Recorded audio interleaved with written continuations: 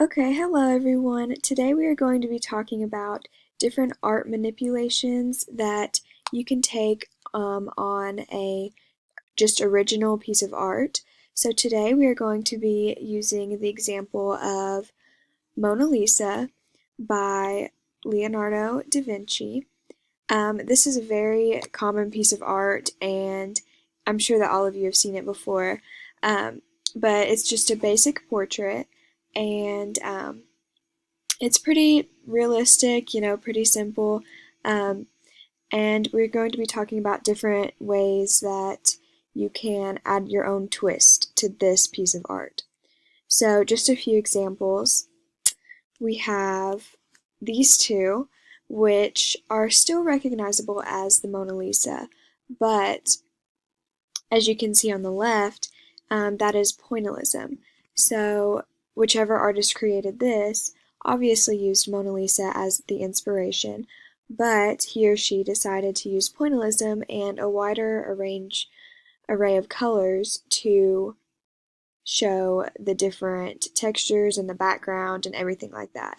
So, this is still recognizable as Mona Lisa, but the artist took their own twist upon it. And on the right, this is basically Mona Lisa. However, the face structure and the overall arrangement of her body and just everything like that is slightly different and a little bit altered. So the artist of the painting on the right, once again, used Mona Lisa as the inspiration. However, he or she put their own little twist on it and maybe wanted Mona Lisa to look like someone that they knew, or one of their friends, or themselves, or something like that. Moving on, these are three different versions of the Mona Lisa, and they're still recognizable as Mona Lisa, not so much as the previous two, but these are all abstract. So for those of you who like to be really colorful and just put your own spin on everything, I would recommend doing an abstract piece. So as you can tell, each of these are very colorful.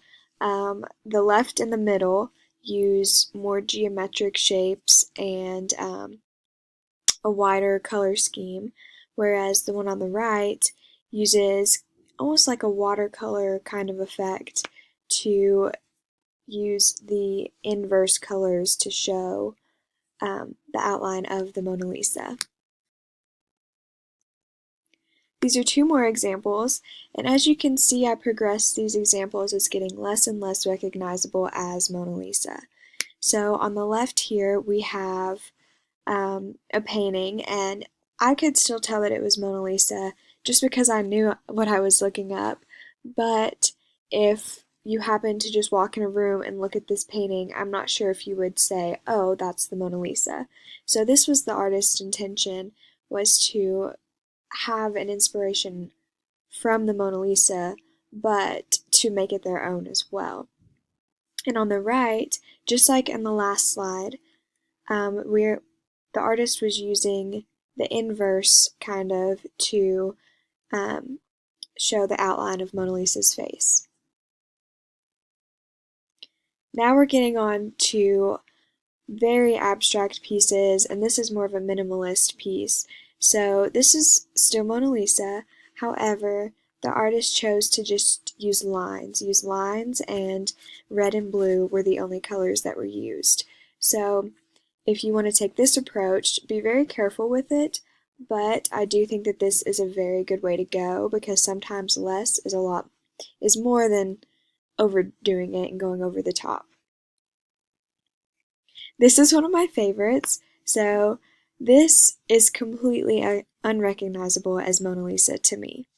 So this is Mona Lisa. This was a recreation that was painted by an artist, and he or she just used different fruits and vegetables and made Mona Lisa's face. So if you would like to go about doing something like that, then you can do that as well. But this is very interesting, and I think it would be a little difficult, so be prepared to work a little bit harder if you do decide to do something like this. Lastly, this one is not really recognizable, and I would kind of take this as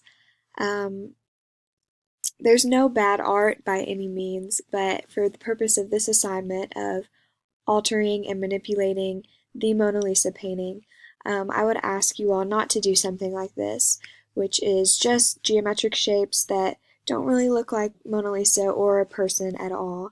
It's just kind of a compilation of different shapes, and it just kind of looks like an abstract piece. So I hope that you all understand the assignment, and I will have this PowerPoint posted to the webpage if you would like to take a better look at it. But this is the original Mona Lisa, and we're going to begin working on our manipulations today. So let me know if you have any questions, and thank you for your time.